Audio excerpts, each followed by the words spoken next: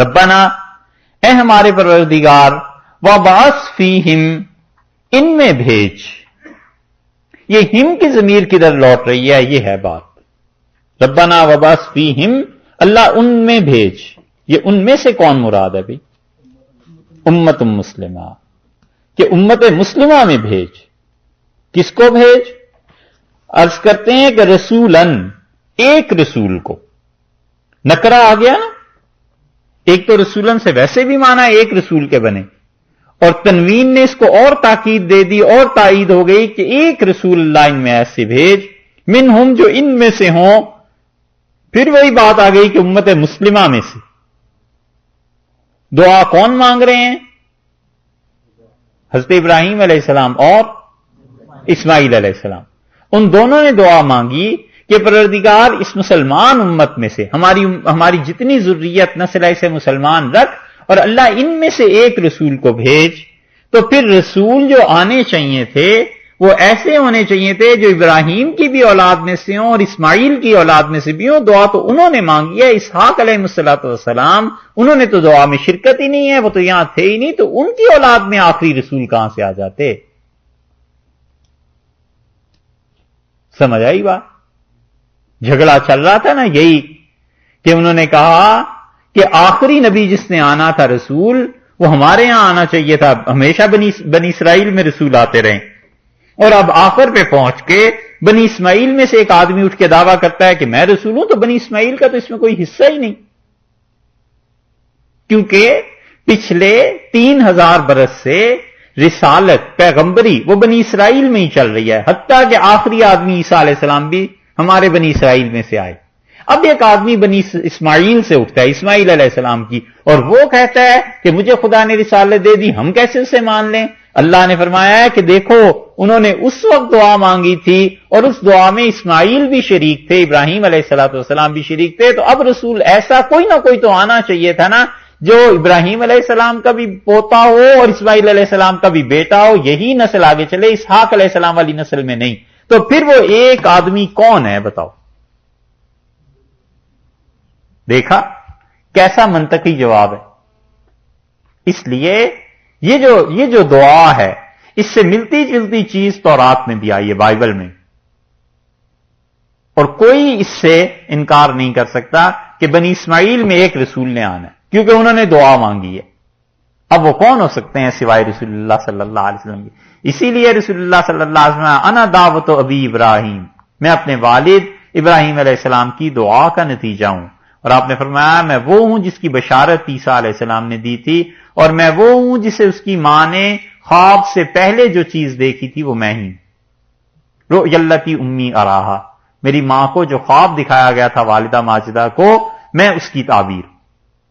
یہ ہے، دیکھا آپ نے، ہم جو کہہ رہے تھے نا کہ جو اوپر آیا لفظ کہ من البیت و اسماعیل اس یرفع ابراہیم القواعد من البیت و اسماعیل، گھر کی بنیادیں اٹھا رہے تھے ابراہیم علیہ السلام، ان کے ساتھ اسماعیل تھے. وہ یہاں آ کے کام آتی ہے بات. اگر اس پہ اسحاق علیہ السلام ہوتے تو ہم کہتے ہیں کہ اسحاق علیہ السلام پھر یعقوب علیہ السلام، پھر ان کی امت میں ان کی نسل میں کوئی آ جانا چاہیے تھا. لیکن اللہ نے ایسی چیز کی ہے کہ یہاں باندھ کے رکھ دیا اس بات کو کہ سوائے اس کے کوئی ایک رسول تو آنا ہی ہے. اب بتاؤ بنی اسماعیل میں کون آیا؟ تو سوائے حضرت اقدس صلی اللہ علیہ وسلم کے، حضور اقدس صلی اللہ علیہ وسلم کے اور کوئی بنتا ہی نہیں. انہوں نے کہا پروردگار اس امت مسلمہ میں سے ہو، یتلو علیہم آیاتی کا، اللہ تیری آیتیں انہیں پڑھ کر سنائے. پہلی بات تلاوت کرے. وَيُعَلِّمُهُمُ الْكِتَابَ، اور اللہ قرآن کی تعلیم دے انہیں، کتاب کی. وَالْحِکْمَةَ، اور اللہ حکمت کی تعلیم دے. وَيُزَكِّيهِمْ، اور پروردگار ان کا تزکیہ کرے. اِنَّكَ أَنْتَ الْعَزِيزُ الْحَكِيمُ، اور اللہ بلا شک و شبہ تو ہی ہے، تیری ذات ہے جو سب پر العزیز غالب ہے، الحکیم حکمتوں کو تو جانتا. یہاں پہ آپ اگر غور کریں تو اللہ تعالی کے نام جتنے آ رہے ہیں یہ سب کے سب ال کے ساتھ آ رہے ہیں.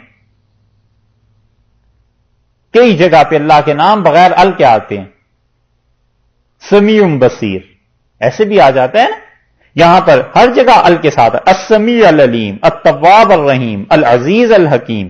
یہ کیوں آ رہے ہیں؟ اس لیے کہ اللہ نے بتانا ہے کہ اتنی توحید رچی ہوئی تھی ان لوگوں میں، شرک کے اتنے خلاف تھے کہ وہ کہتے ہیں انکا انت اللہ، بلا شک و شبہ آپ اور آپ ہی آپ ہیں اللہ العزیز جو غالب ہیں، اور تیرے غلبے کے علاوہ دنیا میں کسی کا غلبہ نہیں، کسی میں طاقت نہیں، الحکیم اور اللہ حکمت بھی ختم ہے تجھ پہ، پروردگار تیرے علاوہ کوئی ایسا حکیم بھی نہیں، دانا بھی نہیں، ہر چیز تیرے ہی ساتھ۔ خاص ترائے امتیاز ہے توحید حضرت ابراہیم علیہ الصلوۃ والسلام کا، جس کی ساری زندگی شرک کے خلاف جدوجہد میں گزری ہے، وہ کیسے ان باتوں کو بار بار اللہ کے سامنے عرض نہ کرے۔ اسی لیے یہ ہر جگہ ملے گا آپ کو۔ تو انہوں نے عرض کیا کہ پروردگار چار چیزیں ہوں، یتلو علیہم آیاتک، تیری آیات ان پر پڑھے، وَيُعَلِّمُهُمُ الْكِتَابَ، کتاب کی تعلیم دے، والحکمہ اور حکمت کی تعلیم دے، وَيُزَكِّيهِمْ اور اللہ ان کا تزکیہ کرے۔ یہ آیت ایک اور جگہ بھی آئی ہے، سورہ آل عمران دیکھیے آپ، وہاں پہ بھی آئی ہے، سورہ آل عمران چوتھے پارے میں،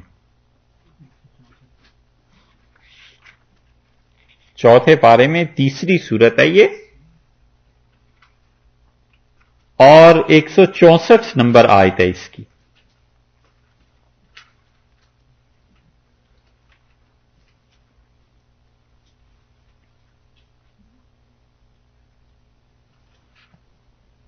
ملی؟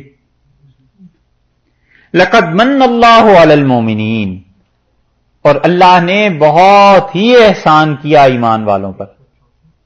164 164 لقد من اللہ علی المومنین، اور اللہ تعالی نے بہت ہی احسان کیا ایمان والوں پر، اذ بعث فیہم رسولا من انفسہم، جب اللہ نے ایک رسول کو بھیجا۔ یہاں پہ ہاتھ رکھ کے ذرا پیچھے بھی لفظ دیکھتے جائیے، انہوں نے دعا کیا مانگی ہے؟ انہوں نے کہا ربنا وبعث فیہم رسولا، ایک رسول بھیج۔ اللہ نے فرمایا رسولا، ہم نے ایک رسول کو بھیجا۔ دعا پوری ہوئی نا ان کی۔ من انفسہم، اللہ نے فرمایا کہ انہوں نے ہم نے ایمان والوں پہ احسان کیا، رسول بھیجا، من انفسہم، انہی میں سے۔ انہوں نے کہا تھا رسول منہم، اللہ امت مسلمہ میں سے، اللہ نے کہا امت مسلمہ میں سے بھیجا ہے۔ علی المومنین، ایمان والوں پر احسان کیا، اذ بعث فیہم رسولا من انفسہم یتلو علیہم آیاتہ، وہ کیا کرتا ہے؟ آیات کی تلاوت کر کے انہیں سناتا ہے، ان پر پڑھتا ہے، خدا کی کتاب کی تلاوت کرتے ہیں۔ اور ابراہیم علیہ السلام نے دعا میں پہلی چیز کہی تھی کہ یتلو علیہم آیاتک، اللہ تیری آیتیں پڑھ کے انہیں سنائے۔ دوسری بات یزکیہم، ان کا تزکیہ کرتے ہیں، اور ابراہیم علیہ السلام نے چوتھے نمبر پر یہ بات کہی تھی وَيُزَكِّيهِمْ، اور ان کا تزکیہ کریں، انہیں پاک کریں، ہے نا؟ سمجھ آ رہی؟ اچھا، وَيُعَلِّمُهُمُ الْكِتَابَ وَالْحِكْمَةَ، اور انہیں تعلیم دیں کتاب کی اور حکمت کی۔ دیکھ لیجئے کہ انہوں نے عرض کیا تھا وَيُعَلِّمُهُمُ الْكِتَابَ وَالْحِكْمَةَ، اللہ نے کہا اور وہ تعلیم دیتے ہیں تمہیں کتاب کی اور حکمت کی۔ چاروں چیزیں جو انہوں نے مانگی تھیں، چاروں چیزیں اللہ نے یہاں پہ جمع کر دی۔ اس مقام کو رکھیے گا اپنے پاس ہی۔ اب آپ آل عمران کے بعد ایک اور آیت دیکھیے، سورہ جمعہ میں 28ویں پارے میں، سورہ جمعہ میں آیت دیکھیے، اور ترتیب کو ذرا خیال میں رکھیے کہ ترتیب حضرت ابراہیم علیہ السلام کے یہاں کیا ہے اور ان دونوں آیتوں میں کیا ہے۔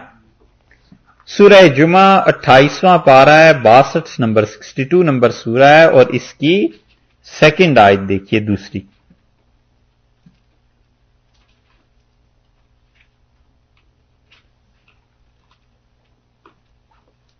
ملی؟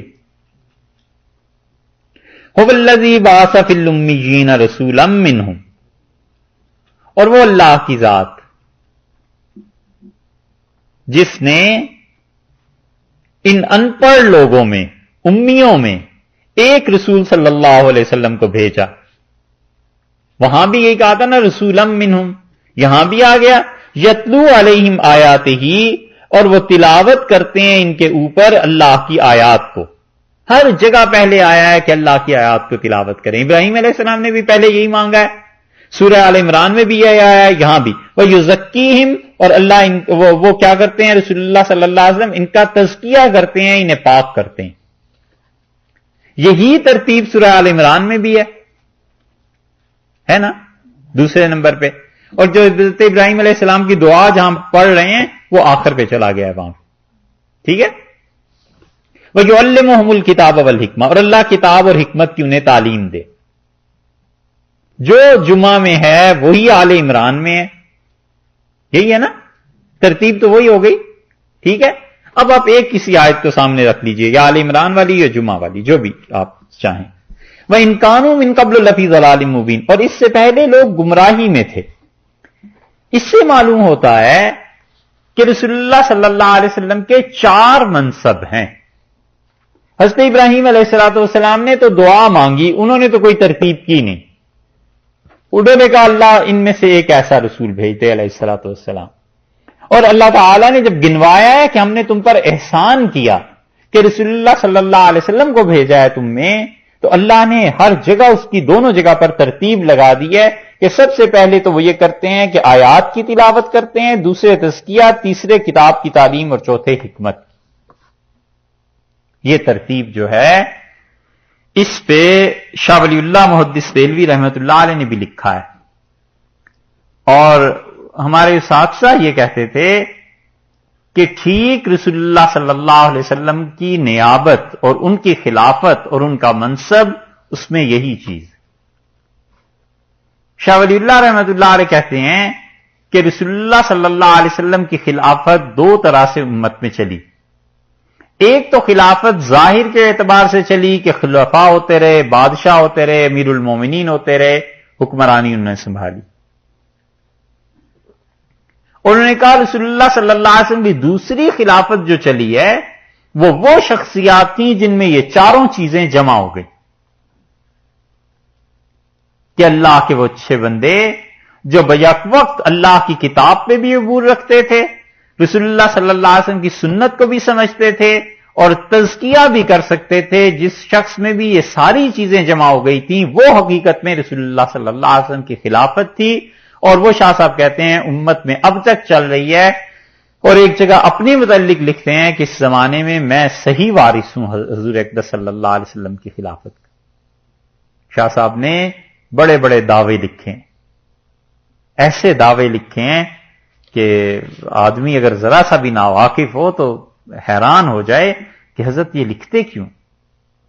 اور ایک جگہ شاہ صاحب لکھتے ہیں کہ مجھے کہا گیا کہ یہ چیز لکھو، مجھے کہا گیا کہ لوگوں کو بتاؤ، بڑے آدمی تھے۔ 4 چیزیں اللہ نے کہیں کہ ایک تو وہ آدمی ہونا چاہیے جو تلاوت کرے، اس کا مطلب یہ ہے کہ قرآن پاک کی تلاوت سے وہ نماز، روزہ، یہ چیزیں سیکھے گا، یہ تو عام مسلمان جیسے۔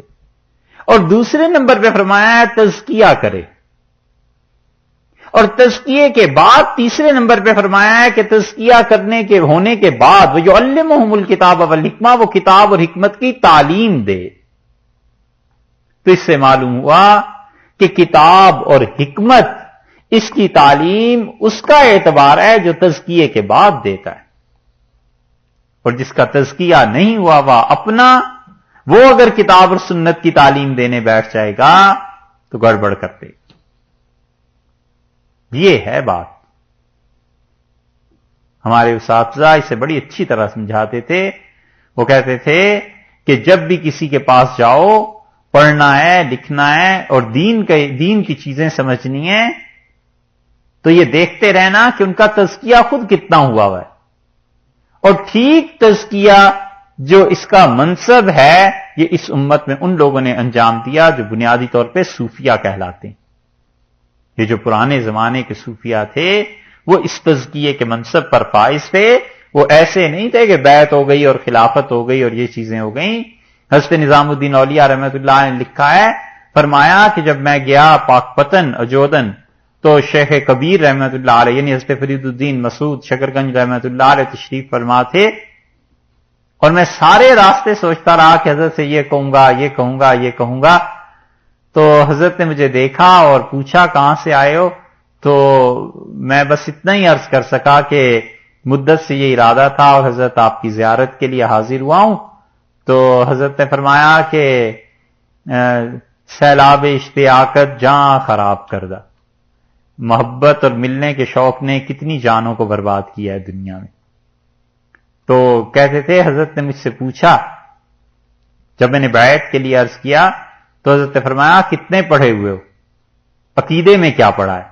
میں نے کہا حضرت فلاں فلاں. تو فرمایا یہ کافی نہیں, اور التمہید ایک کتاب کا نام دیا اور مجھ سے کہا وہ پڑھی ہے؟ میں نے کہا جی نہیں. تو فرمایا ابو شکور سالمی کی التمہید مجھ سے پڑھنی ہوگی. میں نے کہا حضرت بہتر. پھر فرمایا قرآن. تو میں نے بتایا حضرت اتنا پڑھا ہے. تو فرمایا یاد کیا ہے؟ میں نے کہا نہیں. تو فرمایا قرآن کو یاد کرو, آدھا سلوک تزکیہ قرآن سے ہو جاتا ہے, یہ یاد کرنا پڑے گا. پھر مجھ سے فرمایا فقہ میں کیا پڑھا ہے؟ تو فقہ کی کتابیں میں نے بتائیں. تو فرمایا ٹھیک ہے. پھر مجھ سے پوچھا قرات میں کیا پڑھا ہے, تلفظ بھی قرآن کا صحیح ہونا چاہیے. تو میں نے بتایا. تو اس نے فرمایا یہ کافی نہیں, مجھ سے پڑھنا ہوگا. اور 6 پارے کامل تجوید کے ساتھ حضرت نے مجھے پڑھائے اور فرمایا بس یہ کافی ہے, اب سارا پڑھ لو. اب ایسے مشائخ ملتے ہیں جو کسی مرید سے پوچھا کریں کہ میاں پڑھے لکھے کتنے ہو, قرآن کتنا پڑھا ہے, حدیث کتنی پڑھی ہے, فقہ کے مسائل کتنے آتے ہیں. اب تو کوئی آئے صحیح. ہاں یہی ہے, اب تو کوئی آئے بس بیعت ہونے کے لیے, اور بالکل تیار بیٹھے ہوتے ہیں کہ شکر ہے کوئی تو آیا. اور اب تو خلافتیں اتنی آسانی سے مل جاتی ہیں کہ اتنی آسانی سے تو لوگ بیعت نہیں کرتے تھے پچھلے زمانے کے مشائخ. اس کی وجہ ہے, اور وجہ اس کی یہ بھی ہے کہ لوگوں میں گمراہی عام ہو گئی ہے. تو بعض مشائخ اس لیے کہتے ہیں کہ چلو بھائی آتا رہے گا, کچھ نہ کچھ اللہ کا نام سیکھ جائے گا, اب اتنی کڑی شرطیں کون لگائے. اس لیے جو محققین تھے وہ اس تزکیے پر زور دیتے تھے. دنیا میں نام گونجتا تھا مولانا ابوالحسن علی ندوی رحمۃ اللہ علیہ کا, اور ڈنکا پٹا ہوا تھا حضرت کا, کون نے نہیں جانتا, سب جانتے تھے سوائے ہندوستان والوں کے, باقی سب جانتے تھے. ہاں ان کو خبر ہی نہیں ہوئی, اتنا بڑا آدمی وہاں موجود تھے. اور جب خلافت کی اور ان چیزوں کی تو حضرت کی عمر 90 برس کے قریب قریب ہو گئی, اور اتنی بڑی عمر میں ہزاروں لاکھوں آدمیوں کے تعلق کے باوجود صرف 20-22 آدمیوں کو اجازت دی. خلافت کی کوئی بات ہی نہیں تھی تاکہ معیار برقرار رہے. یہ چیزیں تھیں. اور تزکیہ, وہ کہتے تھے کہ میں اپنے شیخ کے پاس رہتا تھا, حضرت شاہ عبد القادر صاحب رائے پوری رحمۃ اللہ علیہ کے پاس, اور میں نے کئی مرتبہ عرض کیا تزکیے کا. تو حضرت نے مجھ سے فرمایا کہ علی میاں یہ دعوت و عزیمت مکمل کر دیجئے, بس آپ کا تزکیہ ہو. تو جس کام میں بھی انہیں لگا دیا تھا, لیکن تزکیے کے بغیر جو کتاب و سنت ہوتی ہے وہ بھائی بڑی مشکل چیزیں پڑ جاتی ہیں. یا تو اس آدمی کا تزکیہ ہوا ہوا ہو, اور یا پھر اس انسان کا تعلق ایسی جگہ سے ہو کہ ان کے علاوہ دین کی بات نہ کرتا. اس لیے اب یہ جو دین میں نئے نئے گمراہ فرقے پیدا ہو رہے ہیں, اس کی بنیادی وجہ یہی ہے کہ انہوں نے کہیں رہ کے دین نہیں سیکھا. کسی کے ہاں جاتے, 2-4 جوتے پڑھتے, کھاتے, بلکہ جوتے سیدھے کرتے, تو پھر پتہ چلتا کہ سختی سے جب مرحلہ ہوتا ہے کیسے انسان گزرتا ہے, کیا شدت برداشت کرنی پڑتی ہے, کیا چیزیں ہیں, ذکر اذکار ہیں, تو پھر جا کر تزکیہ ہوتا ہے. تو ہمارے ہاں چونکہ لوگوں میں یہ مسئلہ رہا نہیں نا, بس کتابیں پڑھ لیں, اور اب تو پڑھنا بھی اٹھ گیا, اب تو کافی ہے سی ڈیز, ہاں وہ گوگل بھی مرشد, وہ تو بہت ہی کافی. اب تو وہ بھی مسئلہ نہیں رہا, مطلب قرآن بھی نہ پڑھو, کسی قاری کے پاس بھی جا کے نہ پڑھو, کمپیوٹر پہ بیٹھ کے قرآن پڑھ لو. لا حول ولا قوت الا باللہ. کتنے ہی لوگ ہیں جو کہتے ہیں جی کمپیوٹر پہ بیٹھ کے پڑھ لیں سی ڈی سے. میں کہتا ہوں وہ جو نور اساتذہ کے سینے سے منتقل ہوتا ہے, وہ نور ادھر سے کیسے منتقل ہوگا؟ وہ جو اساتذہ سے ایک تعلق انسان سے بنتا ہے نا, یہ کہاں سے پورا ہوگا؟ اس لیے آپ قرآن میں دیکھیں گے اللہ نے اسی ترتیب سے اس آیت کو بیان کیا ہے. وہ یزکیہم, اور رسول اللہ صلی اللہ علیہ وسلم تزکیہ کرتے ہیں. وہ یعلمہم الکتاب والحکمہ, اور تعلیم دیتے ہیں وہ کتاب کی, اور حکمت سے مراد سنت, اور حکمت سے مراد قرآن کی سمجھ. دونوں تفسیریں کی گئی ہیں کہ رسول اللہ صلی اللہ علیہ وسلم کتاب کی بھی تعلیم دیتے تھے اور قرآن کی سمجھ بھی تھی. بہت بڑی شخصیت جو تھی وہ گزری ہے مولانا رشید احمد صاحب گنگوئی رحمۃ اللہ علیہ کی, اور حضرت کو مولانا الیاس صاحب رحمۃ اللہ علیہ وغیرہ مجدد کہتے تھے. حضرت گنگوئی رحمۃ اللہ علیہ کے سلسلے میں اللہ نے بڑی بڑی برکتیں رکھی، اور مولانا رشید احمد صاحب گنگوئی رحمۃ اللہ علیہ ہر طرح سے کامل تھے، حدیث کوئی جواب نہیں تھا ان کا، ساری زندگی پڑھاتے رہے، قرآن پاک کی تفسیر مولانا حسین علی صاحب رحمۃ اللہ علیہ کو روک لیا اور فرمایا تم مجھ سے قرآن پڑھ کے جانا، یہ انہی کا طرز ہے جس طرز پہ ہم نے پڑھی اور جس پہ آپ سن رہے ہیں۔ فقہ حضرت گنگوئی رحمۃ اللہ علیہ میں کمال تھا، مفتی تھے، فتاوی رشیدیہ ان کے دیکھیں، اس زمانے کے لکھے گئے ہیں اگرچہ، لیکن ایک ایک جملہ ہے کہ بس وہ سارے نچوڑ و خلاصہ ہے ان چیزوں کا۔ ہندوستان گئے تو وہاں ایک گاؤں میں بارش کی وجہ سے مکانات گر پڑے تھے، تو اس گاؤں کے لوگ حضرت گنگوئی رحمۃ اللہ علیہ کے پاس آتے تھے جمعے میں، اور جمعے میں وہ اپنی کاپی ایک لے آتے تھے اور اس پہ سوال لکھتے رہتے تھے سارا ہفتہ، تو حضرت جمعہ پڑھا کے جب بیٹھتے تھے تو ان سوالوں کے جواب لکھ کے حضرت کو دکھا دیتے تھے کہ حضرت فتویٰ یہ ہے۔ وہ ایسی کوئی 10 کاپیاں مل لیں، کسی کو اندازہ ہی نہیں تھا، تو کاندلہ میں وہاں کے لوگوں نے اس کو جمع کیا اور 1000 کے قریب فتوے حضرت کے اور مل گئے۔ اتنے خزانے پڑے ہیں، لیکن قدر کس کو کہ ان بزرگوں نے کتنے کام کیے ہیں۔ حضرت گنگوئی رحمۃ اللہ علیہ سے جو شاگرد آگے چلے ہیں نا، ان میں جو فقہ تھی یہ مفتی کفایت اللہ صاحب رحمۃ اللہ علیہ وغیرہ نے لے لی، ان حضرات نے بڑے کمال کی چیزیں۔ مفتی عزیز الرحمان صاحب جو دارالعلوم دیوبند کے مفتی تھے، فقہ حضرت کی وہاں چلی گئی، اور حدیث میں خاص طور سے جن لوگوں نے حضرت سے فائدہ اٹھایا ہے ان میں مولانا حسین احمد صاحب مدنی رحمۃ اللہ علیہ حدیث انہوں نے، اور ان کے مقابلے میں ان کے پائے کے ایک بزرگ حضرت مولانا خلیل احمد صاحب سہارنپوری رحمۃ اللہ علیہ تھے، اور مولانا خلیل احمد صاحب سہارنپوری رحمۃ اللہ علیہ خود بھی شیخ الحدیث تھے، اور ان کے بعد شیخ الحدیث مولانا محمد زکریہ صاحب رحمۃ اللہ علیہ تو کیا کہنے، پوری دنیا میں حضرت کا نام، حدیث ادھر آ گئی تھی حضرت کی۔ حضرت گنگوئی رحمۃ اللہ علیہ کے سلسلے میں حدیث پہ بڑا کام ان لوگوں نے کیا، اور قرآن پاک اس کو حضرت کے خلفاء میں شاہ عبد الرحیم صاحب رائے پوری رحمۃ اللہ علیہ ساری زندگی بس یہی کرتے رہے کہ قرآن کے مدرسے قائم کرتے رہے، ادھر ادھر ادھر ادھر۔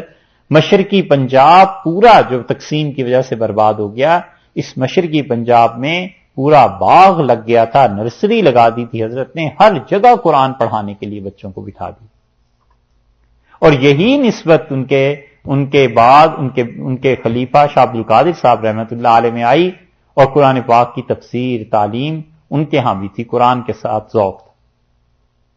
اور شاہ عبد القادر صاحب رحمۃ اللہ علیہ کے بعد قرآن پاک کی یہی نسبت شیخ میں آئی، مولانا ابو الحسن علی ندوی رحمۃ اللہ علیہ میں۔ وہ ہم سے خود کہتے تھے کہ میری کوئی تقریر ایسی زندگی میں نہیں ہے جس کا تانا بانا قرآن سے نہ ہو، اور بارہا ایسے ہوا کہ وہ تقریر کرنے کھڑے ہوئے تو انہوں نے کہا یہ جو آیت پہلے پڑھی ہے اس قاری نے، بس ہمیں اس سے اپنی تقریر کا مواد مل گیا ہے، بس قرآن پاک سے ہم بات کرتے ہیں۔ اور یہ بھی ہم سے کئی مرتبہ فرمایا کہ قرآن پاک کے علاوہ کسی بات سے جی نہیں چاہتا ہم تقریر کریں کچھ، اور قرآن پاک کو انہوں نے تفسیر کو ندوہ میں پڑھایا بھی اور پڑھا بھی سید سلیمان ندوی رحمۃ اللہ علیہ سے۔ تو قرآن جو حضرت گنگوئی رحمۃ اللہ علیہ کا ایک چیز تھی، اللہ کا انعام تھا، وہ اس شاخ میں آ گئی۔ اگرچہ یہ سارے حضرات ان پہ غلبہ اور چیزوں کا بھی رہا ہے، مثلا حدیث والے بھی قرآن پڑھتے تھے، فقہ والے بھی قرآن پڑھتے تھے، لیکن امتیاز حضرت گنگوئی رحمۃ اللہ علیہ کے یہاں سے یہ چلا، اور سب کا تزکیہ تھا۔ تو اس لیے یہ جو تزکیے کی شرط ہے نا، یہ جہاں نہیں پائی جاتی، محض کتابوں سے علم اور محض گھر میں بیٹھ کے پڑھنے سے اور اساتذہ سے تعلق نہ رکھنے سے، یہ بڑا مشکل مسئلہ ہے۔ تو اس لیے آپ کو بتایا ہے کہ ترتیب دیکھیے، وہ ہر وہاں وہی ترتیب ہے کہ وہ قرآن کی تلاوت کرتے ہیں اور تزکیہ کرتے ہیں، اور تزکیے کے بعد کتاب و سنت کا علم، کیونکہ اس میں اپنے نفس کی آمیزش شامل نہیں ہوتی۔